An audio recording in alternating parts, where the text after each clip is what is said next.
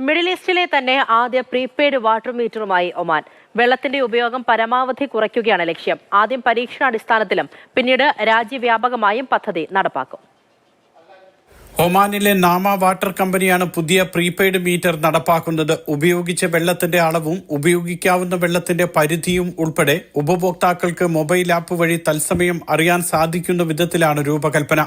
വെള്ളത്തിന്റെ വില ഉപഭോക്താക്കളെ ബോധ്യപ്പെടുത്തുകയും ഇതിലൂടെ അനാവശ്യ ഉപയോഗം കുറയ്ക്കുകയുമാണ് ലക്ഷ്യം. ഉപഭോക്താക്കൾ വരുത്തുന്ന വൻ കുടിശ്ശിക ഒഴിവാക്കാനും പ്രീപെയ്ഡ് മീറ്റർ സഹായിക്കും.